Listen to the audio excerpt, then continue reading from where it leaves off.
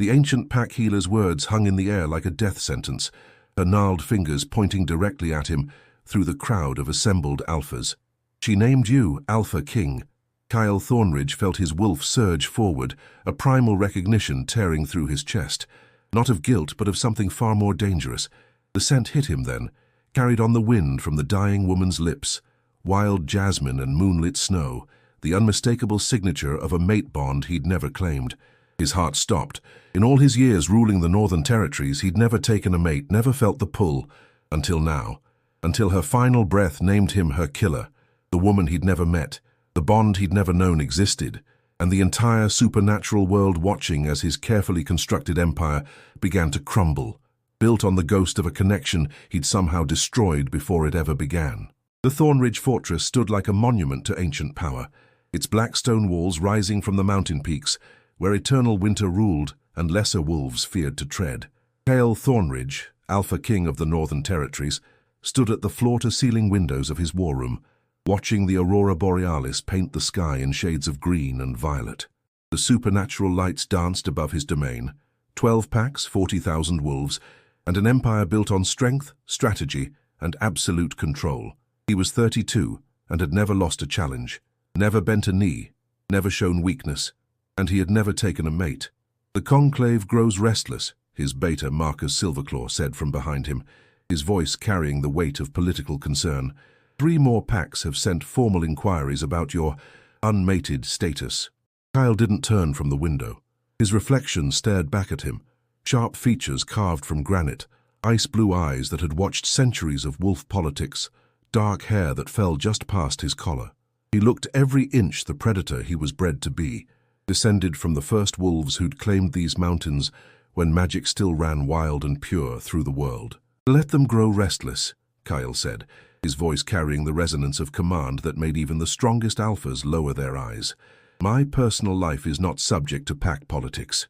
"With respect, Alpha King, it is exactly that." Marcus moved closer, careful to maintain the proper distance. Even as his most trusted advisor, there were lines that couldn't be crossed. The bloodline must continue. The ancient laws are chains wrapped in tradition. The Hyle finally turned, and Marcus instinctively stepped back from the raw power in his gaze. "I will not bind myself to some carefully selected female simply because the conclave demands heirs. When I find my true mate, if such a thing even exists for me, then and only then will I consider it."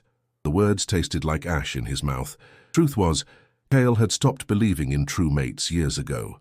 He'd watched too many wolves force bonds for political gain, seen too many fated pairs that were nothing more than convenient alliances. His own parents had been a true mate pair, and their bond had made his father weak, vulnerable. When his mother died in the Great War, his father had followed within days, leaving a teenage Kyle to claw his way to power through blood and ruthlessness. Love was a weakness he couldn't afford. "The winter gathering is in 3 days, Marcus pressed, though his tone remained carefully neutral. "Every major pack will attend. The Silver Moon Alpha is bringing his daughter, Liana. She's been groomed since birth to be a political pawn." Kyle's laugh was cold.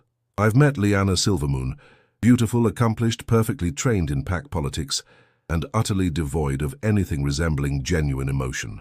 She looks at me the way one might appraise a prize stallion, calculating bloodline potential and political advantage. That's what makes her perfect," Marcus argued. "No messy emotions, no weakness, a partnership built on mutual benefit, and—" The door to the war room burst open, interrupting them.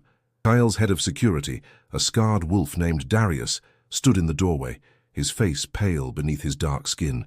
In all the years Kyle had known him, he'd never seen Darius look afraid. "Alpha King," Darius said, his voice tight, "we have a situation. A body was found at the border of the Shadowpine territory, female, wolf, and she's been dead for 3 days. But what?" Kale demanded, already moving toward the door. Border deaths were serious. They could spark territorial wars if not handled properly. "But she's still warm, Alpha, still bleeding. The pack healer says it's ancient magic, something holding her in the moment of death." Darius swallowed hard. "And she's asking for you, by name." The words sent ice through Kyle's veins. Ancient magic was rare, dangerous, and always came with a price. For it to be used to preserve someone at the moment of death meant either a powerful curse or an equally powerful message. "Assemble my guard," Kyle ordered, already striding from the room, "and send word to the Conclave. If this is what I think it is, we're looking at a potential act of war." The journey to the Shadowpine border took less than an hour, even through the treacherous mountain passes. Kyle's wolf prowled beneath his skin, agitated in a way he couldn't explain. Something about this felt wrong, not dangerous in the way of an ambush or trap, but wrong in a way that made his very soul itch with unease. The Shadowpine Alpha, an older wolf named Garrett, met them at the border marker, an ancient stone carved with runes that glowed faintly in the darkness. His face was grim, his pack warriors arranged in a defensive formation that spoke of genuine fear rather than aggression. "Alpha King," Garrett said, bowing his head in respect. "I swear on my pack's honor, we had nothing to do with this. She appeared 3 days ago, already dying, and the magic, it's beyond anything our healers have seen." "Show me," Kale commanded. They'd erected a tent around the body, warding it with protective runes and mountain ash to contain whatever magic was at work. The moment Kale stepped inside, the scent hit him like a physical blow. Wild jasmine and moonlit snow.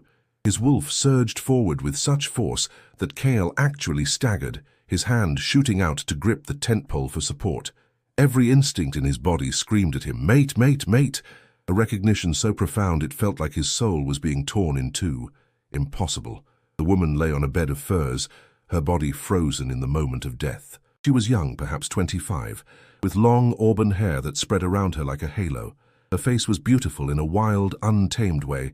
High cheekbones, full lips, a small scar above her left eyebrow.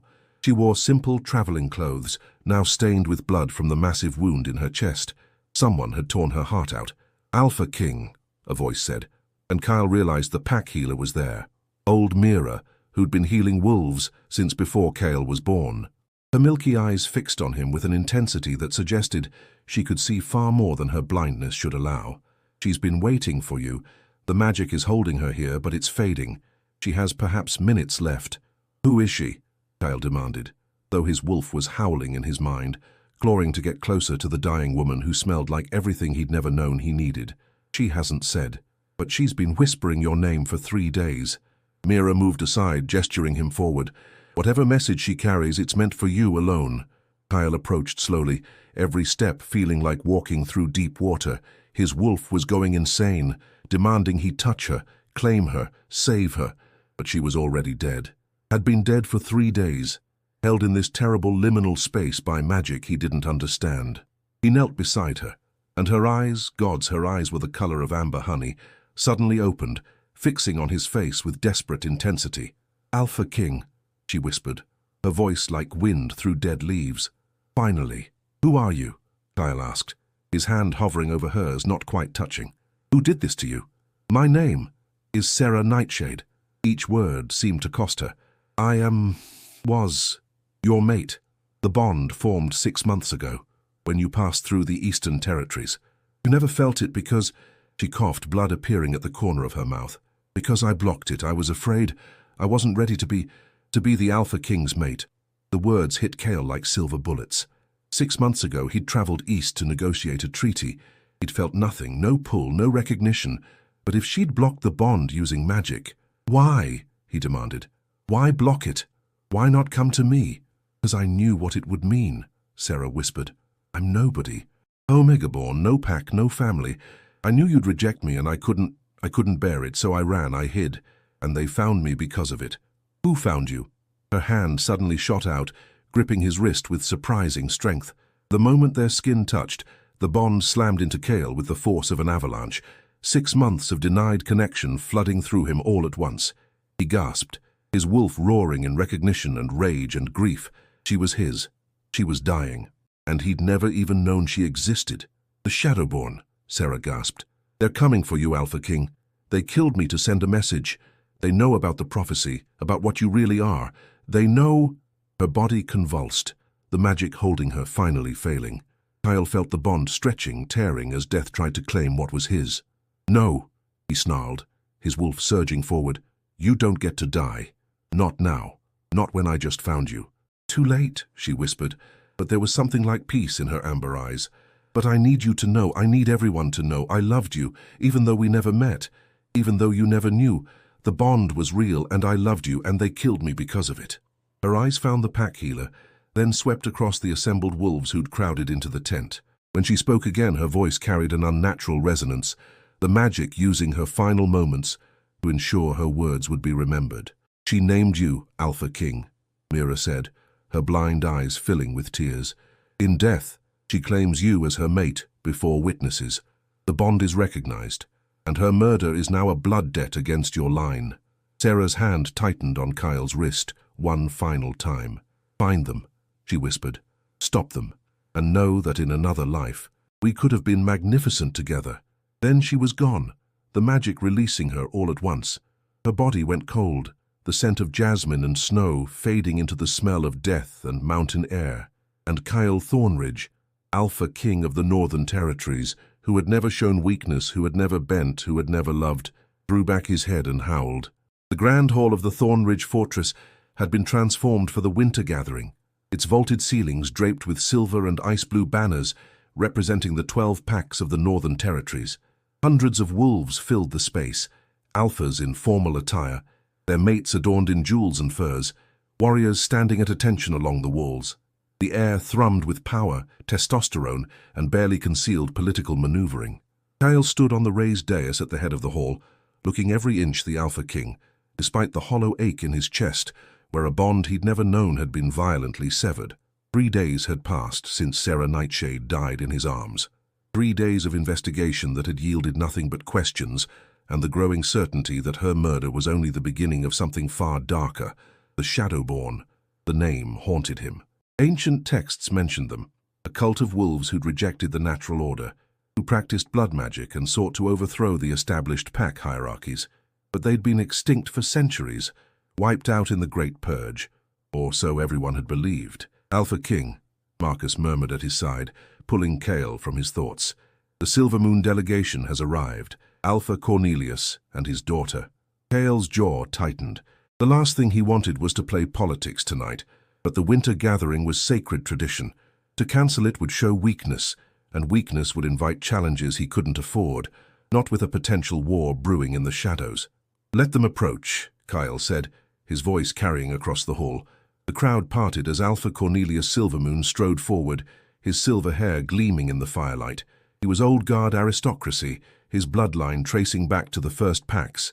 Beside him walked his daughter Liana, a vision in white fur and diamonds, her blonde hair arranged in an elaborate style that probably took hours. She was beautiful in the way of a perfectly cut gemstone, cold, flawless, and utterly without warmth. They stopped before the dais, bowing with practiced precision. "Alpha King Thornridge," Cornelius said, his voice smooth as aged whiskey. "The Silver Moon Pack honors your invitation and brings gifts befitting this sacred gathering." Servants came forward bearing chests of tribute, gold, rare herbs, enchanted weapons, the traditional offerings. But Kale's attention was on Liana, who'd raised her eyes to meet his with calculated boldness. There was hunger there, ambition wrapped in a pretty package. "Your generosity is noted, Alpha Cornelius," Kyle replied formally. "Please, join the celebration." But Cornelius didn't move. Instead, he smiled, a predator's expression that set Kyle's instincts on edge.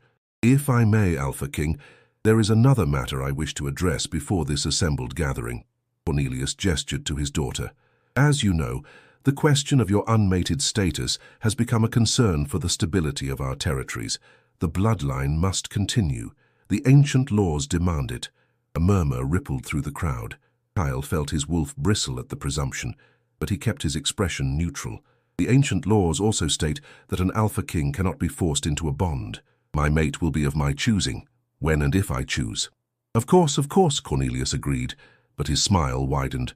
"Which is why I come not with demands, but with an offer.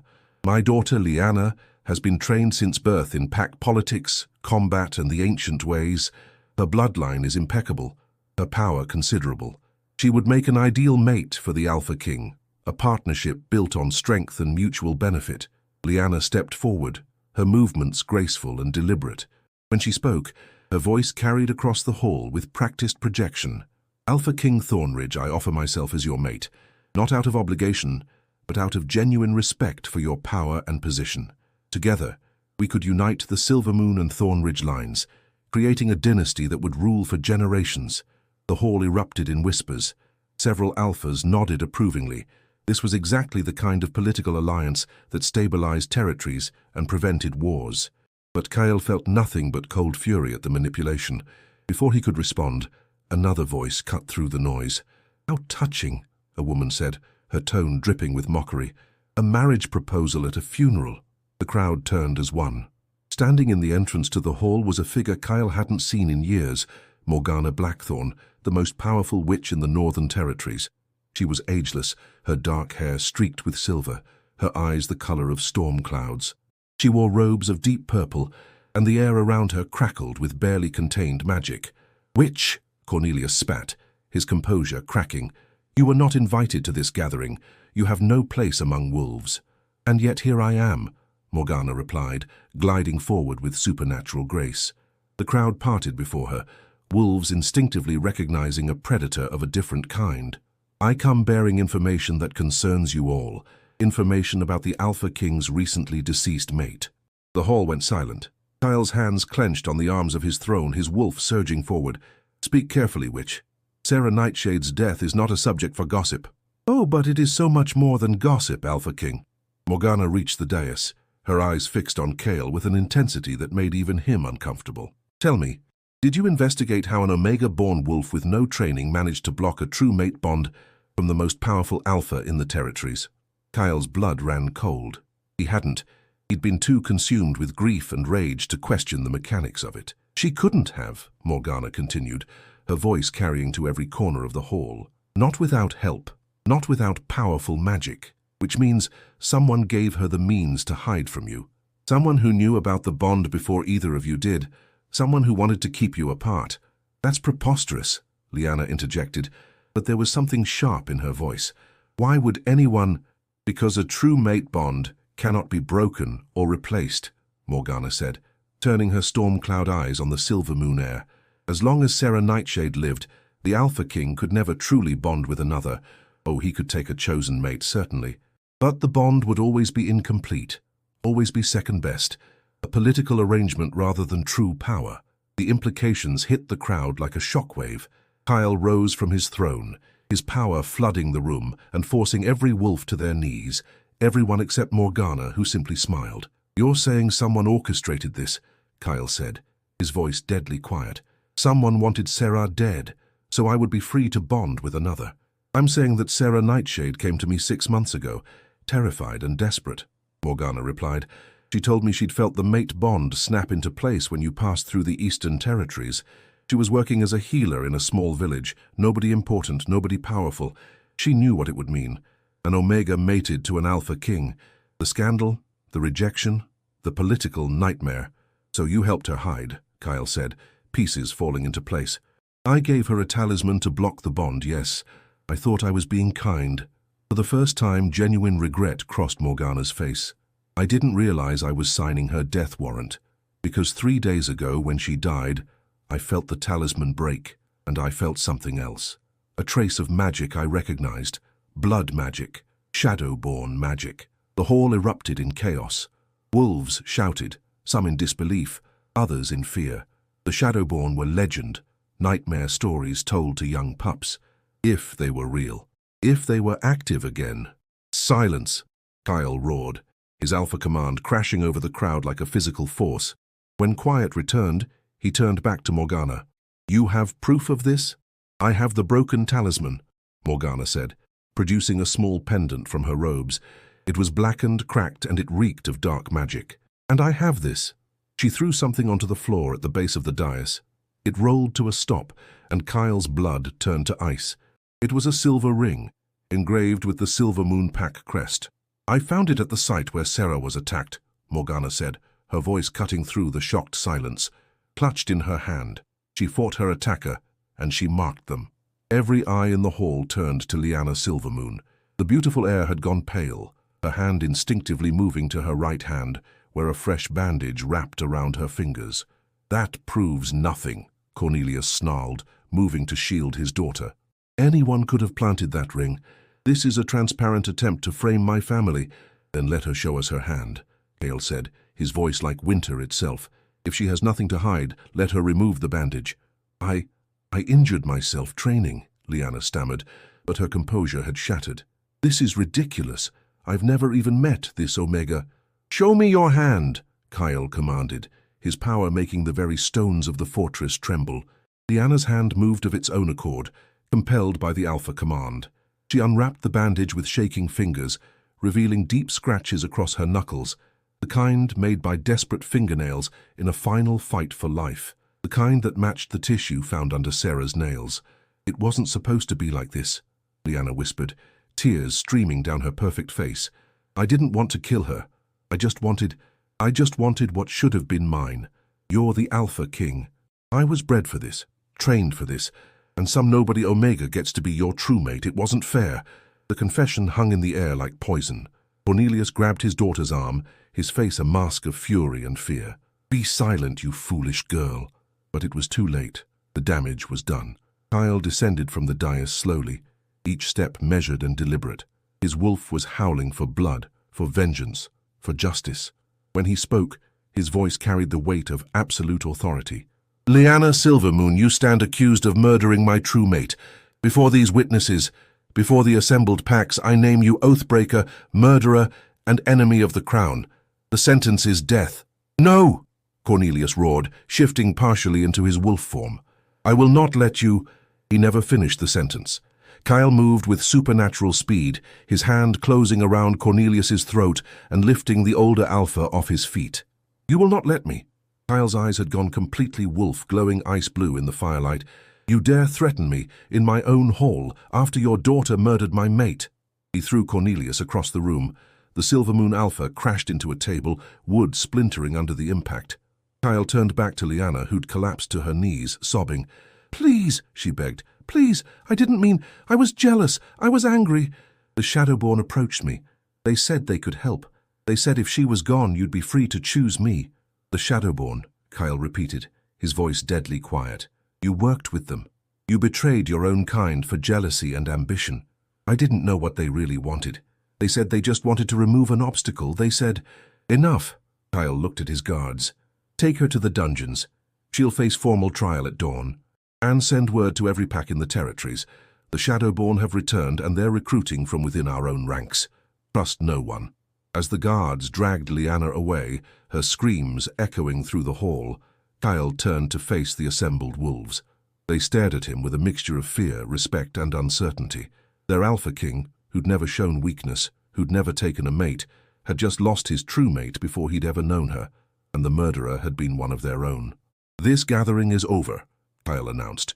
Return to your territories, strengthen your defenses, and pray to whatever gods you believe in that we can stop what's coming. The crowd dispersed in chaos, Alphas gathering their people and fleeing into the night. Within an hour, the grand hall stood empty except for Kale, Marcus, and Morgana. She was telling the truth about one thing, Morgana said quietly. The Shadowborn are using her. This was a test, to see if they could turn wolves against their own kind, to see if they could manipulate events from the shadows. And they succeeded. Then we find them, Kyle said, his voice hollow. We hunt them down, and we end this. It won't bring her back, Morgana said gently. No, Kyle agreed, staring at the spot where Sarah had died in his arms 3 days ago. But it will give her death meaning, and it will ensure no other wolf suffers the same fate. He turned and walked from the hall, leaving behind the wreckage of his carefully constructed empire and the ghost of a bond he'd never had the chance to claim. The Whispering Woods lay 3 days' journey south of the Thornridge Fortress, a place where ancient magic still thrummed through the earth, and the veil between worlds grew thin.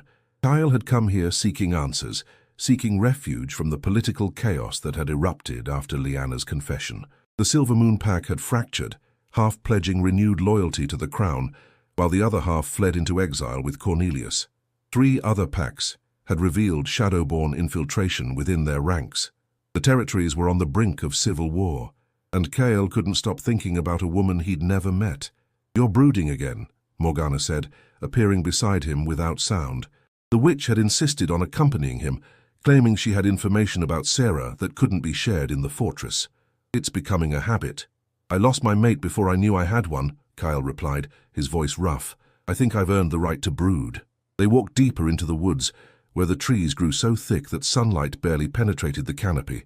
Here the air tasted of moss and old magic, and Kyle's wolf, usually so dominant, grew quiet and watchful. "There's something you need to understand about Sarah Nightshade," Morgana said, leading him to a clearing where a small cottage stood, nearly invisible beneath climbing vines and flowering plants. She wasn't just an Omega healer hiding from her destiny. She was something far more significant. Kyle's attention sharpened. "Explain." Morgana pushed open the cottage door, revealing a single room filled with herbs, books, and the lingering scent of jasmine and snow. Kyle's wolf whined at the smell, recognizing it instantly. This had been Sarah's home. "Sarah came to me 6 months ago, yes," Morgana said, moving to a shelf and retrieving a leather-bound journal. "But our connection went back further, much further. You see, Sarah wasn't Omega-born at all. That was a lie she told to protect herself." She handed Kale the journal. He opened it with trembling hands, seeing Sarah's handwriting for the first time. Neat, precise, with little flourishes on the capital letters. "My name is Seraphina Nightshade, last surviving heir of the Nightshade bloodline. My family was slaughtered when I was 5 years old, killed by those who feared our gift. I'm a seer, one who walks between past, present, and future, and I have seen the Alpha King's fate." Kyle's blood ran cold. A seer. The Nightshade line was supposed to be extinct. "As were the Shadowborn," Morgana replied. "Yet here we are. Sarah's family was killed because they predicted the rise of a great darkness, a return of the Shadowborn, and a war that would consume the supernatural world. The Shadowborn hunted down every seer they could find, trying to blind the future.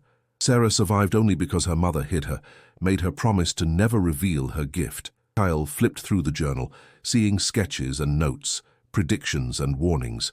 And then he found a page that made his heart stop. It was a drawing of him, perfect in every detail, down to the scar on his left eyebrow, and beneath it, written in Sarah's careful hand, "I saw him today in a vision, the Alpha King, my mate." He passed through the Eastern Territories, and the bond snapped into place like lightning through my soul. He didn't feel it, I made sure of that, because I also saw what comes next. I saw the choice. Love him and doom him, or hide and give him a chance to survive what's coming. I chose his life over my heart. I will always choose his life. She knew, Kale whispered, his voice breaking. She knew she was going to die. She saw multiple futures, Morgana said gently. In some she came to you.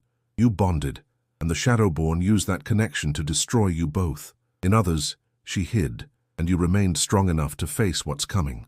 He chose the path that gave you and the territories the best chance of survival. Kale's hands clenched on the journal, his wolf howling in grief and rage. She sacrificed herself for me, for a mate who didn't even know she existed. She sacrificed herself for everyone, Morgana corrected, because she saw something else, Kale, something the Shadowborn are desperately trying to prevent. He pulled out another page from the journal, this one covered in frantic writing. The prophecy is real. The Alpha King is not just a ruler, he is the catalyst. When he bonds with his true mate, their combined power will awaken something ancient, something that can destroy the Shadowborn forever. But the bond must be pure, must be complete, must be claimed in the old way. They will do anything to prevent it. They will kill me. They will try to kill him. They will burn the world to stop what we could become together. What does it mean? Kale demanded. The catalyst? The old way? I don't know all of it, Morgana admitted, but I know this. Sarah believed that even in death, the bond could be completed. She left instructions, rituals, a path forward. She saw a future where you could still claim what was meant to be yours. Before Kale could respond, a sound outside made them both freeze. Footsteps, multiple sets, moving with predatory grace. We have company, Kale growled, his wolf surging forward. The door burst open, and a figure stumbled inside. A young woman, barely 20, with wild dark hair and amber eyes that were startlingly familiar. She was bleeding from a wound in her side, her clothes torn, her face pale with pain and fear. Alpha King, she gasped, collapsing to her knees. Thank the gods. I've been searching for you for days. My name is Luna Nightshade. Sarah was my cousin, and I'm here to help you finish what she started. Kale caught her before she hit the ground, his wolf recognizing something in her scent, a distant echo of jasmine and snow, the Nightshade bloodline. You're injured. What happened? Shadowborn, Luna whispered. They found out I was coming to you. They tried to stop me, but I have something you need. Sarah's final vision. The one she had right before she died. The one that explains everything. She pressed something into Kyle's hand. A small crystal vial filled with silvery liquid that seemed to glow with inner light. It's a memory, Morgana breathed, recognizing the magic. Sarah stored her final vision in physical form. She wanted you to see, Luna said, her eyes fluttering closed.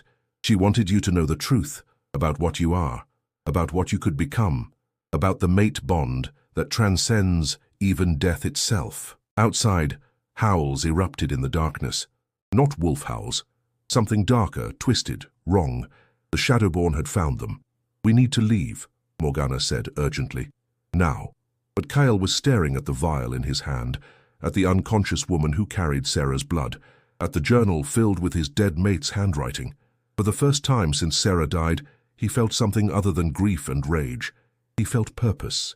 No, he said, his voice carrying the weight of absolute command. No more running, no more hiding. If the Shadowborn want me, let them come. It's time they learned what it means to threaten the Alpha King's mate, even one he never got to claim. He handed Luna to Morgana. Take her to the fortress. Use the emergency portal. I'll hold them off. Kyle, you can't face them alone. I'm not alone, Kyle said, his eyes glowing ice blue as his wolf surged forward. I have the memory of a woman who loved me enough to die for me. I have the knowledge that she saw a future worth fighting for. And I have the rage of a mate bond that was stolen before it could be claimed. He stepped outside into the clearing, where shadows were gathering at the tree line.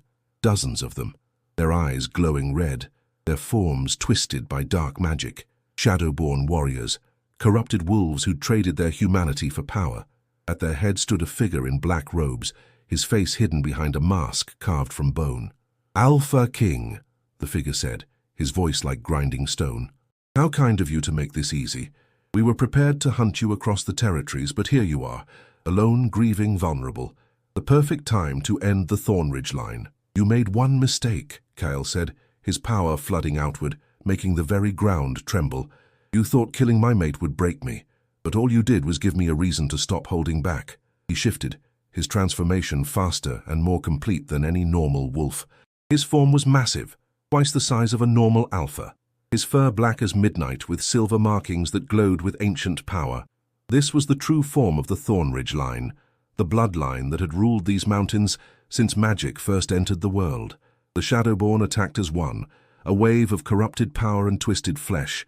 But Kale was fury incarnate, grief given form, love transformed into violence. He tore through them like a storm, his jaws crushing bone, his claws rending flesh. The clearing became a battlefield, blood and magic mixing in the air. The masked figure watched from the shadows, and when Kyle finally stood alone among the bodies of his enemies, the figure began to clap slowly. Impressive, he said, but ultimately futile. You cannot stop what's coming, Alpha King. The Shadowborn are legion. We are everywhere. And without your mate, without the bond that could have saved you, you are just one wolf against an army. Then it's a good thing I don't plan to face you alone, Kyle snarled. He raised the crystal vial, and even from a distance, the masked figure recoiled. No, the Shadowborn leader hissed. That's impossible. She couldn't have. She did, Kyle said. And when I unlock what she left me, when I understand what we were meant to become, I'm going to hunt down every last one of you. I'm going to burn your cult to ash, and I'm going to make sure Sarah Nightshade's sacrifice wasn't in vain. The masked figure vanished into shadow, his parting words echoing through the clearing. The bond is broken, Alpha King. She's dead, and no amount of rage or grief will change that. You've already lost. But as Kale stood alone in the blood-soaked clearing, clutching the vial that contained his dead mate's final gift, he felt something stir in his chest. Not the mate bond. That was gone, severed by death. But something else, something deeper, a purpose, a mission, a reason to keep fighting. He would unlock Sarah's vision. He would understand what she'd seen, and he would find a way to complete what they'd started, even if it meant walking between life and death itself. Because Sarah Nightshade had loved him enough to die for him, the least he could do was live for her. The ritual of remembrance required three things: the blood of the bereaved, the memory of the deceased, and a place where the veil between worlds grew thin. Morgana had prepared the chamber deep beneath the Thornridge fortress, in caverns so ancient they predated the first wolves. Runes covered every surface, glowing with pale blue light, and the air thrummed with power that made even Kale's wolf uneasy. "Are you certain about this?" Morgana asked, arranging candles in a complex pattern around the stone altar. "Once you witness her memory, there's no going back. You'll experience everything she felt, everything she saw, her death, her pain, her love for you." "I need to know," Kyle said, his voice steady despite the fear coiling in his gut. 2 weeks had passed since the attack in the Whispering Woods. 2 weeks of hunting Shadowborn cells, of fortifying defenses, of preparing for a war that seemed inevitable. But every night he dreamed of amber eyes and a voice whispering his name. "I need to understand what she saw, what we were meant to be." Luna Nightshade stood in the corner, her wound healed but her face still pale. She'd been staying at the fortress, teaching Kale about the seer gift, about her cousin's life. Every story made the loss cut deeper. Sarah had been kind, brilliant, fiercely independent. She'd spent her life healing others, hiding her true nature, preparing for a destiny she knew would kill her. "The vision will show you the future she saw," Luna said quietly. "But seers don't see one fixed path. We see possibilities, probabilities, branches of fate. What she recorded was the path she believed gave us all the best chance of survival." "Then let's see what she died to show me," Kyle said, stepping up to the altar. Morgana took the crystal vial, pouring its silvery contents into a bowl carved from moonstone. The liquid began to glow, brighter and brighter, until the entire chamber was filled with light. "Your blood," Morgana instructed. Kyle drew a claw across his palm, letting his blood drip into the bowl. The moment it touched the silvery liquid, the world exploded into vision. He was Sarah, standing in a small cottage, feeling the mate bond snap into place like lightning through her soul. She gasped, her hand flying to her chest, feeling the connection to someone she'd never met, but instantly recognized. The Alpha King, her mate. Terror and joy warred within her.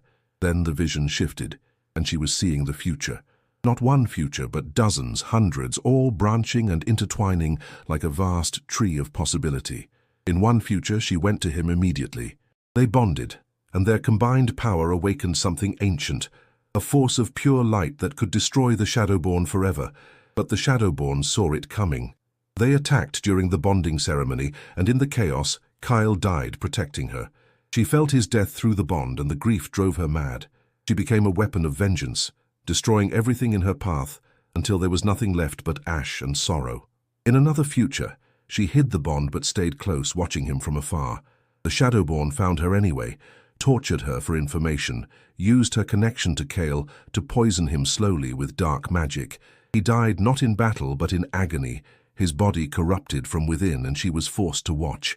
In a third future, she blocked the bond completely and ran. The Shadowborn eventually found her, but by then, Kyle had grown strong enough to face them. He survived. The territories survived. But he never knew what he'd lost, never understood his true potential.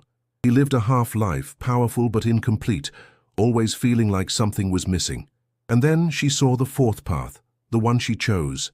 She blocked the bond and hid, but she left breadcrumbs, clues, a trail for him to follow after her death, because she saw that her death would be the catalyst for his true awakening. Her sacrifice would forge him into something greater than an Alpha King. It would make him the catalyst, the one who could unite all supernatural beings against the Shadowborn threat. But there was more. She saw a possibility so faint it was almost invisible, a way to complete the bond even after death, an ancient ritual, forbidden and dangerous, that could pull a soul back from the void if the love was strong enough, if the bond was true enough, if the mate was willing to walk through fire to reclaim what was lost. She saw Kale standing at the edge of the Shadowlands, the realm where corrupted souls went to rot. She saw him fighting his way through nightmares made flesh, through his own fears and failures, through the darkness that wanted to consume him, and she saw herself waiting on the other side, her soul trapped between life and death, held there by the strength of a bond that transcended mortality itself. "Find me," he whispered to the future, to the mate she'd never meet. "Find me in the darkness and bring me home, because we were meant to be magnificent together, and I'm not ready to let that go." The vision released Kyle with such force that he staggered, his hand gripping the altar to keep from falling. His face was wet with tears he didn't remember shedding, and his wolf was howling in his mind, not in grief, but in determination. "She's alive," he breathed. "Not alive, but not gone. She's trapped in the Shadowlands." "That's impossible," Morgana said, but her voice lacked conviction. No one has entered the Shadowlands and returned. It's a realm of pure corruption, where the Shadowborn draw their power. Even you couldn't survive. I don't care, Kyle snarled, his eyes blazing. She's there. She's waiting. And I'm going to bring her back. The ritual she saw, Luna said urgently, pulling out a book from her bag. I found references to it in our family archives. It's called the Soul Binding, a way to forge a mate bond so powerful it can reach across death itself. But it requires 3 trials. The trial of strength, where you prove your power, the trial of truth, where you face your deepest fears, and the trial of sacrifice, where you offer something irreplaceable. I'll do it, Kyle said without hesitation. All of it, whatever it takes. There's more, Luna continued, her voice shaking. The ritual can only be performed during the blood moon, when the veil is thinnest. That's 3 days from now, and it requires an anchor point, someone with seer blood to guide you through the Shadowlands and back. She met his eyes, and Kyle understood. You're volunteering. Sarah was my family, Luna said simply. The only family I had left. If there's a chance to bring her back, I'll take it, even if it kills me. Before Kyle could respond, alarms began blaring throughout the fortress. Marcus burst into the chamber, his face grim.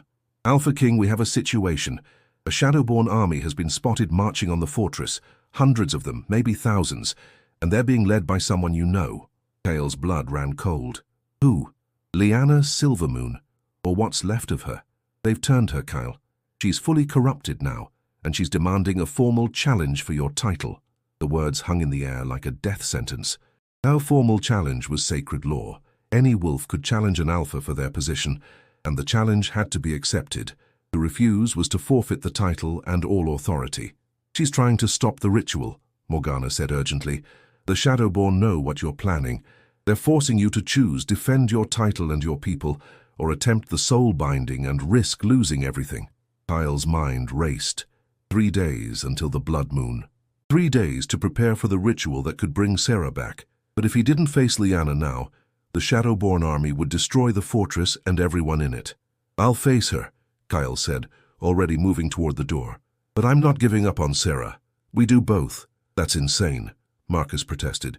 You can't fight a corrupted wolf and then attempt a ritual that could kill you. Watch me, Kyle growled. The fortress courtyard had been cleared for the challenge, torches blazing in the darkness. Every wolf in the territory had gathered to witness, their faces grim. At the center of the courtyard stood Lyanna, or the thing she'd become. Her once beautiful features were twisted, her eyes glowing red, her body covered in black veins where the corruption had taken root. She looked like a nightmare given flesh. Alpha King, she called out, her voice distorted and wrong. I challenge you for the title of Alpha. By ancient law you must accept. I accept, Kale said, stepping into the circle. His wolf was already surging forward, ready for blood. But know this, Lyanna, you're already dead. The corruption has consumed you. Even if you win, you'll never truly rule. I don't need to rule, Lyanna hissed. I just need to kill you. The Shadowborn promised me power, promised me everything I deserved, and all I have to do is end the Thornridge line. She attacked without warning, her speed enhanced by dark magic. But Kale was ready. He shifted mid-dodge, his massive wolf form meeting her corrupted one with bone-crushing force. They collided in a tangle of claws and fangs, rolling across the courtyard in a blur of violence. Lyanna was strong, stronger than she should have been. The corruption gave her power, made her faster, more vicious, but it also made her reckless. She fought with rage and desperation, while Kale fought with purpose. For Sarah, for the bond they never got to claim, for the future she'd died to give him. He caught Lyanna's throat in his jaws and slammed her into the ground. She thrashed, her claws raking across his side, drawing blood. But Kyle didn't let go. He couldn't. Too much depended on this. You killed her, he snarled, his voice distorted by his wolf form. You took my mate from me. And for what? Jealousy? Ambition? You threw away everything for power you were never meant to have. She was nothing. Lyanna gasped, blood bubbling from her lips. An omega, a nobody. I was supposed to be your queen. She was everything, Kyle roared. And you'll never understand that, because you've never loved anything more than your own reflection. He tore out her throat in one savage motion. Lyanna's body convulsed once, twice, then went still. The corruption began to burn away, leaving behind only the corpse of a wolf who'd traded her soul for a lie.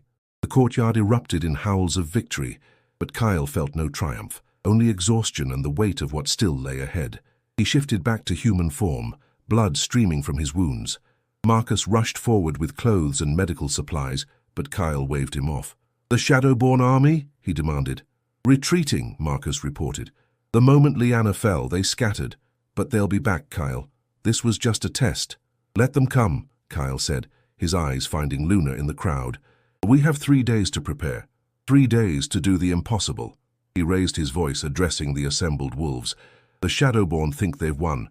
They think that by killing my mate, they've broken me. But they've made a mistake, because I'm going to do something no Alpha has ever done before. I'm going to walk into the Shadowlands, face the darkness itself, and bring back what was stolen from me." The crowd murmured in shock and awe. It was madness. It was impossible. It was exactly what an Alpha King would do. "And when I return," Kyle continued, his voice carrying the weight of absolute conviction, "I'm going to show the Shadowborn what it means to threaten my mate. I'm going to show them the true power of a bond that transcends death itself, and I'm going to burn their cult to the ground." He turned and walked back into the fortress, leaving behind a courtyard full of wolves who just witnessed their Alpha King declare war on death itself. 3 days until the blood moon. 3 days to prepare for the impossible.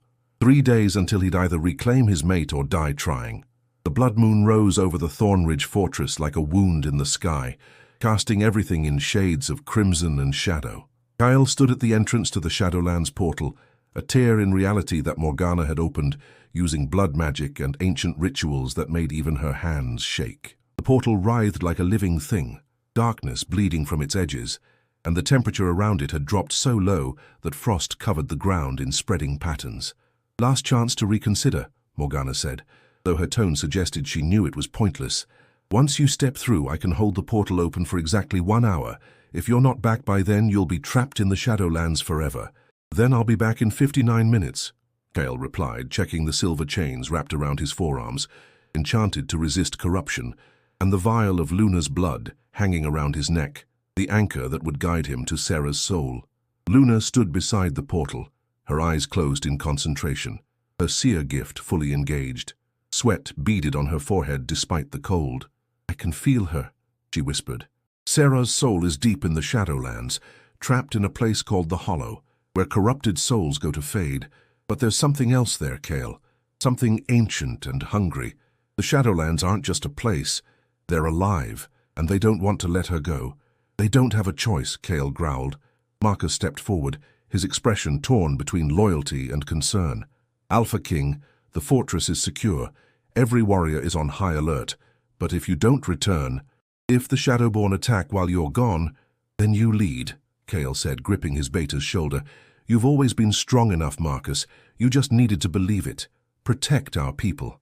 And if I don't come back, make sure the world knows what Sarah Nightshade sacrificed.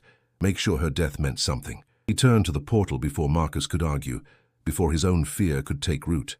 The trial of strength had been the challenge with Lyanna, proving his power through combat. The trial of truth and the trial of sacrifice waited on the other side, in a realm where nightmares walked and darkness fed on hope. Kale stepped through. The sensation was like being torn apart and reassembled wrong. Cold burned through his veins, and for a moment he couldn't breathe, couldn't think, couldn't remember his own name. Then his wolf surged forward, anchoring him, and the world snapped back into focus. The Shadowlands were worse than he'd imagined. The sky was a roiling mass of black clouds shot through with veins of sickly green light. The ground beneath his feet was ash and bone, crunching with every step. In the distance, twisted structures rose like the ruins of some ancient civilization, their architecture wrong in ways that hurt to look at. And everywhere were the whispers, voices of the corrupted, the lost, the damned. "Turn back, Alpha King, you don't belong here. She's already gone, already ours, already forgotten. Join us. Let the darkness in. It's so much easier than fighting." Kyle snarled, his wolf's presence pushing back against the whispers. He focused on the vial around his neck, feeling it pulse with warmth. Luna's blood calling to Sarah's, a beacon in the darkness. He began to walk. The Shadowlands shifted around him, paths appearing and disappearing, distances becoming meaningless. Time felt wrong here, stretched and compressed simultaneously. He could have been walking for minutes or hours when the first trial manifested. The trial of truth. The landscape around him suddenly changed. and Kale found himself standing in the Thornridge fortress, but wrong. The walls were crumbling, the halls filled with bodies, his people slaughtered, Marcus torn apart. Morgana, her throat slit, and at the center of the carnage stood Sarah, alive and whole, her amber eyes filled with accusation. "This is your fault," she said, her voice echoing unnaturally. "You chose me over them. You abandoned your people to chase a ghost, and they paid the price. Was I worth it, Alpha King? Was a mate you never knew worth the lives of everyone you swore to protect?" Kale's heart clenched, the guilt hitting him like a physical blow. This was his deepest fear, that in trying to save Sarah, he'd doom everyone else, that his selfishness would cost innocent lives. But then he remembered Luna's words. The trial of truth isn't about what's real. It's about facing what you fear and choosing to believe in yourself anyway. "No," Kyle said, his voice steady. "This isn't real. This is the Shadowlands trying to break me. My people are safe. Marcus is strong. And Sarah, the real Sarah, would never blame me for trying to save her. She sacrificed herself so I could protect them. I'm not choosing between her and my duty. I'm honoring both." The illusion shattered like glass, and Sarah's accusatory form dissolved into shadow. The Shadowlands shrieked in fury, the whispers growing louder, more desperate. "You passed one trial, but the next will break you. Everyone breaks in the end." Kyle kept walking, following the warmth of the vial. The landscape grew darker, more twisted. He passed souls trapped in eternal torment. Wolves who'd given themselves to corruption, now suffering for eternity. Some he recognized, Shadowborn he'd killed, traitors who'd betrayed their packs. They reached for him with skeletal hands, begging for release, for mercy, for death. He gave them nothing but his contempt. Finally, after what felt like an eternity, he reached the hollow. It was a vast crater in the landscape, its depths filled with swirling darkness that seemed to absorb all light. At the bottom, barely visible, were the fading souls. Those who'd been trapped so long they were losing themselves, becoming part of the Shadowlands itself. And there, at the very edge of dissolution, he saw her, Sarah. She was translucent, her form flickering like a candle in the wind. Her auburn hair floated around her as if underwater, and her amber eyes were closed. She looked peaceful, almost serene, as the darkness slowly consumed her. "Sarah!" Kyle roared, his voice echoing across the hollow. Her eyes opened, focusing on him with effort. Recognition flared, followed by shock and desperate hope. "Kyle?" Her voice was barely a whisper, carried on wind that shouldn't exist. "No, no, you can't be here. It's too dangerous. You have to leave." "I'm not leaving without you," Kyle said, already descending into the crater. The darkness clawed at him immediately, trying to pull him down, to corrupt him. The silver chains on his arms began to glow, fighting back the corruption, but he could feel them weakening. He had minutes at most. "The trial of sacrifice," Sarah said, understanding dawning in her eyes. "Kale, no. The price is too high. To pull a soul from the hollow, you have to offer something of equal value, something irreplaceable." "I know," Kyle said, reaching her side. Up close, he could see how fragile she'd become, how close to fading. "And I've already decided what I'm offering." He pulled out a dagger. Not silver, but something older, forged from the first metal his ancestors had worked, blessed by the first magic that had entered the world. It was the symbol of the Thornridge line, passed down through generations, irreplaceable, priceless, and meaningless compared to her. "My birthright," Kyle said, driving the dagger into the ground at Sarah's feet. "My claim to the Thornridge line, my position as Alpha King. I offer it all in exchange for her soul." The Shadowlands screamed. The darkness recoiled from the dagger as if burned, and light, pure golden light, began to pour from the blade. It wrapped around Sarah, solidifying her form, pulling her back from the edge of dissolution. But the price was real. Kale felt something tear away from his soul, the connection to his bloodline, the power that made him Alpha King, the authority that had defined him his entire life. It ripped free like a limb being severed, and he collapsed to his knees, gasping. "No," Sarah sobbed, suddenly solid, suddenly real. She caught him as he fell, her hands, warm, alive, real, cradling his face. "Kyle, what have you done? You gave up everything." "I gave up a title," Kyle said, his voice weak but certain. "I kept what matters. I kept you." The light from the dagger exploded outward, and suddenly they were moving, being pulled up and out of the hollow through the Shadowlands, toward the portal. The realm fought back, darkness clawing at them, trying to drag them down. But the sacrifice had been accepted, the price paid. They burst through the portal and collapsed on the frost-covered ground of the fortress courtyard. Morgana immediately sealed the portal behind them, her face pale with exhaustion. Cale lay on his back, staring up at the blood moon, feeling the absence where his birthright had been. He was still strong, still a wolf, but the connection to the Thornridge line was gone. He was no longer Alpha King, and he didn't care, because Sarah was alive, solid and warm in his arms, her heart beating against his chest, her scent, jasmine and snow, filling his lungs. She was crying, her tears hot against his skin, her hands clutching him like she'd never let go. "You idiot," she sobbed. "You beautiful, stupid, impossible idiot. You gave up everything for me." "Not everything," Kyle said, his hand coming up to cup her face, feeling the reality of her for the first time. "I gained everything. I gained you."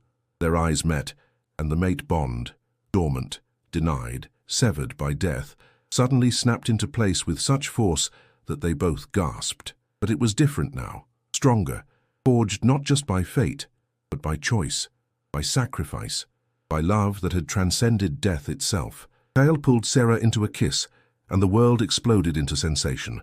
The bond flooded through them both, 6 months of denied connection hitting all at once. He felt her love, her fear, her desperate hope. He felt the moment she'd first seen him in her vision, the moment she'd chosen to die for him, the moment she'd waited in the darkness believing he'd come. And she felt his grief, his rage, his determination. She felt the moment he'd held her dying body, the moment he'd vowed to bring her back, the moment he'd given up his crown for her soul. When they finally broke apart, both breathing hard, the entire fortress was silent.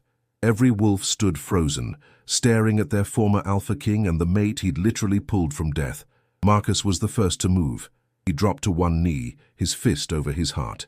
"Alpha King," he said, his voice carrying across the courtyard. "You may have given up your birthright, but you'll always be our king. You walked into death itself and came back. You proved that love is stronger than power, that sacrifice is the truest strength. We follow you, not because of your bloodline, but because of who you are." One by one, every wolf in the courtyard knelt, not in obligation, but in genuine respect and loyalty. Sarah looked at Cale, her amber eyes shining with tears and wonder. "What have you done?" she whispered. "I chose my path," Kyle replied, helping her to her feet. "No more destiny, no more prophecy, just us and whatever future we build together." He turned to face his people, no longer bound by bloodline, but by choice. "I gave up my birthright," he announced, "but I didn't give up my duty. If you'll have me, I'll continue to lead. Not as Alpha King by blood, but as Alpha by choice. And together, we'll face whatever comes next." The howls of acceptance shook the fortress walls. And for the first time since Sarah had died in his arms, Cale felt whole. 6 months had passed since the blood moon, and the Thornridge fortress had transformed in ways no one could have predicted. Sarah stood on the eastern balcony, watching the sun rise over the mountains, her hand resting on the slight swell of her belly. The morning air was crisp and clean, carrying the scent of pine and snow, and she could feel Cale through their bond, awake in their chambers, reviewing reports from the border patrols. The connection between them hummed constantly now, a warm presence in the back of her mind that made her feel complete in a way she'd never imagined possible. "You're up early," Luna said, appearing beside her with 2 steaming cups of tea. Sarah's cousin had become her closest confidant, her sister in all but blood. "Couldn't sleep. The baby's active," Sarah said, accepting the tea with a grateful smile. "I think we're having a night owl, or a future warrior who doesn't understand the concept of rest." Luna laughed, her own transformation over the past months evident in the confidence she now carried. She'd become the fortress's official seer, advising Cale on matters of strategy and helping identify shadowborn threats before they materialized. Her visions had saved countless lives. "Have you seen anything?" Sarah asked quietly. "About the birth, about what comes after?" Luna's expression grew serious. "I've seen possibilities. In most of them, you and the baby are healthy and strong. But there's still darkness on the horizon, Sarah. The Shadowborn haven't given up. They're regrouping, planning something big. Your child, yours and Cale's, represents everything they fear. A bond forged by choice and sacrifice, producing an heir who'll carry power they can't corrupt." Sarah's hand tightened protectively over her stomach. "Let them come. They'll find we're not the same wolves they tried to destroy." It was true. The past 6 months had seen a revolution in the Northern Territories. When Kyle had given up his birthright, many had expected chaos, challenges for leadership, fracturing of alliances, political upheaval. Instead, something unprecedented had happened. The wolves had chosen him anyway, not because of bloodline or ancient law, but because he'd proven something more important than inherited power. He'd proven that love and sacrifice were strengths, not weaknesses, that a leader who would walk through death for his mate would do the same for his people. The Conclave had been forced to adapt. They'd created a new title for Kale, Alpha Paramount, a position earned through deed rather than birth. Other Alphas had followed his example, choosing mates for love rather than politics, valuing loyalty over lineage. It was a new age for wolfkind, and Sarah and Kale stood at its center. "Sarah!" Kale's voice came through their bond, warm with affection. "Come back to bed. I have something to show you." She smiled, excusing herself from Luna, and making her way back through the fortress. The halls were different now, brighter, warmer. Where once there had been only stone and steel, now there were tapestries and plants, spaces for gathering and celebration. Sarah had insisted on it, transforming the fortress from a military stronghold into a true home. Kyle was waiting in their chambers, and Sarah's breath still caught when she saw him. He'd changed too, not physically, but in the way he carried himself. There was a peace in him now, a contentment that had been absent before. He was no less powerful, no less commanding, but the hard edges had softened. "What's this about?" Sarah asked, moving into his arms. He pulled her close, careful of her belly, and pressed a kiss to her temple. "I received word this morning," Kyle said, his voice carrying barely contained excitement. "The last Shadowborn cell in the Northern Territories has been eliminated. Marcus led the raid personally. We're finally secure." Sarah felt tears prick her eyes. 6 months of constant vigilance, of hunting down every corrupted wolf, every dark magic practitioner, every Shadowborn sympathizer. It had been exhausting and dangerous, but necessary. "It's really over," she whispered. "In our territories, yes," Kyle confirmed. "The Shadowborn still exist in other regions, but they've learned to fear the North. They know what happens when they threaten what's mine." His hand covered hers on her belly, and Sarah felt the bond pulse with love and fierce protectiveness. "There's more," Kyle continued. "The Eastern Territories have requested an alliance. They want to adopt our model, choosing leaders based on merit rather than bloodline, encouraging true mate bonds over political arrangements. Alpha Garrett is stepping down voluntarily, allowing his beta, who found his true mate last month, to take his place. The world is changing," Sarah said, wonder in her voice. "Because of you," Kyle replied. "Because you had the courage to see a different future, and the strength to die for it. You started this revolution, Sarah. You showed everyone that there was another way." "We started it," Sarah corrected. "You're the one who walked into death to bring me back. You're the one who gave up a crown for love. That's what changed everything." A knock at the door interrupted them. Marcus entered, his expression a mixture of pride and nervousness. "Alpha Paramount, Luna Sarah. I apologize for the intrusion, but there's someone here to see you, someone unexpected." He stepped aside, and a figure entered the chamber. Sarah gasped. It was Cornelius Silvermoon, but he looked nothing like the proud, arrogant Alpha who'd tried to force his daughter on Kyle. He was gaunt, aged, his silver hair now white, his eyes haunted. He dropped to his knees immediately, his head bowed. "Alpha Paramount," he said, his voice breaking. "Luna Sarah, I come seeking forgiveness for crimes that cannot be forgiven. My daughter murdered your mate, conspired with the Shadowborn, brought shame to my bloodline. I've spent these months hunting down every Shadowborn cell I could find, trying to atone, but I know it will never be enough." Kyle's expression was unreadable, his power filling the room. Sarah felt his rage through the bond, the memory of holding her dying body, of the grief that had nearly destroyed him. But she also felt something else, his exhaustion with vengeance, his desire to build rather than destroy. "Why are you here, Cornelius?" Kyle asked, his voice cold. "Because the Silvermoon pack is broken," Cornelius said, tears streaming down his face. "Half fled into exile, the other half scattered. I'm the last of my line and I'm dying. Cancer, the healers say. I have perhaps 3 months, and I needed to see you both before the end.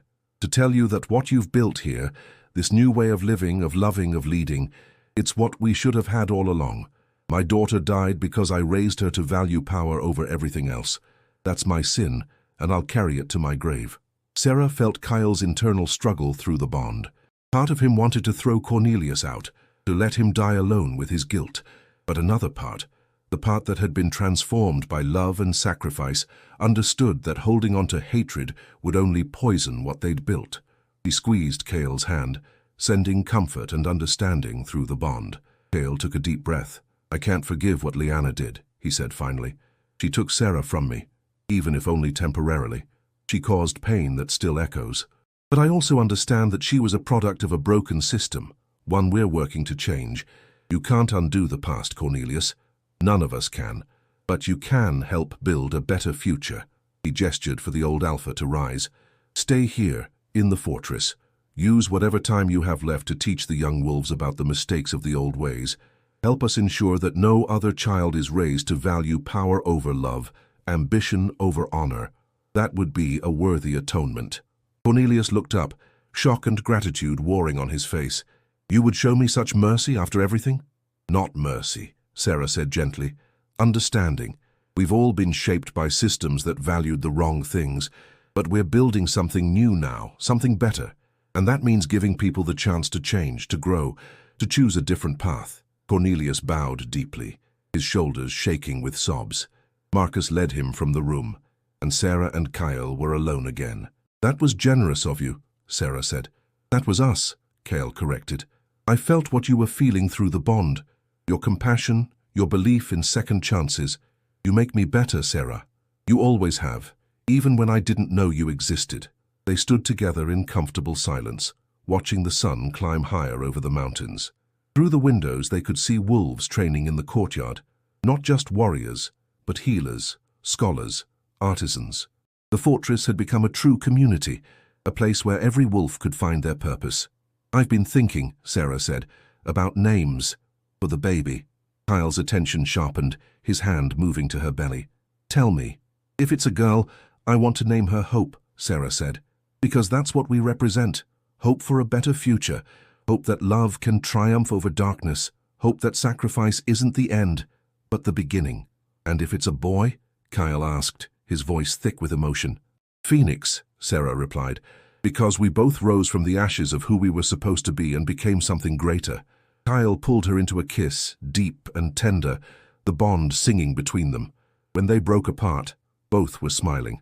"Have I told you today that I love you?" Kyle murmured against her lips. "Only through the bond," Sarah teased. "I like hearing it out loud too." "I love you," Kyle said, his ice blue eyes blazing with intensity. "I love you more than power, more than titles, more than my own life. You are my mate, my partner, my equal, and I will spend every day of our lives proving that choosing you was the best decision I ever made." "Even though it cost you your birthright?" Sarah asked. "Especially because of that," Kyle replied. "I was born into power, Sarah. It was handed to me, expected of me, demanded of me. But you, I chose you. I fought for you. I walked through death for you. And that choice made me more than any bloodline ever could." A commotion outside drew their attention. They moved to the balcony to see a celebration beginning in the courtyard. Wolves dancing, music playing, children laughing. Someone had declared an impromptu festival, and the entire fortress was joining in. "They're celebrating the end of the Shadowborn threat," Marcus called up to them. "And celebrating you two, the Alpha Paramount and his Luna who changed the world." Sarah felt tears on her cheeks, but they were happy tears. She thought about the scared young woman she'd been 6 months ago, hiding from her destiny, terrified of the bond that would change everything. She thought about the choice she'd made, to die so Cale could live, to sacrifice herself for a future she'd never see. Except she had seen it. She was living it now. "No regrets?" Kyle asked softly, reading her emotions through the bond. "Not a single one," Sarah replied, turning to face him. "I would make the same choice again. I would die 1,000 deaths if it meant we could have this life, this love, this future. You won't have to," Cale promised, "because I'll spend the rest of our lives making sure you never regret choosing me, making sure our child grows up in a world where love is valued over power, where bonds are chosen not forced, where sacrifice is honored not exploited." He took her hand, leading her toward the door. "Come on. Our people are celebrating. We should join them." "As equals?" Sarah asked, remembering the old ways where Lunas were decorative, subservient. "As partners," Kyle corrected, "as the leaders who proved that together We're stronger than we ever could be apart." They descended into the courtyard hand in hand, and the celebration grew louder. Wolves bowed not out of obligation but respect. Children ran up to touch Sarah's belly, excited about the future heir. Elders smiled, seeing hope for the first time in decades. And as the sun climbed higher, as music filled the air, as love and joy replaced the fear and darkness that had ruled for so long, Sarah understood the truth of what they'd accomplished. They hadn't just survived. They hadn't just changed the Northern Territories. They'd proven that even in the darkest places, even when death seemed certain, even when the cost seemed too high, love could triumph. Sacrifice could lead to rebirth, and two souls who should never have met could change the world. Sarah Nightshade had named him in death, and Cale Thornridge had reclaimed her from darkness. Together, they had become exactly what she'd seen in her vision. Magnificent. If you enjoyed this epic paranormal romance, please subscribe for more stories of love that transcends death, sacrifice that changes destinies, and bonds that cannot be broken. Comment below and let us know where you're listening from. We love hearing from our audience around the world. Share this story with someone who believes in the power of true love, and join us next time for another journey into the supernatural. What would you sacrifice for your true mate? Let us know in the comments.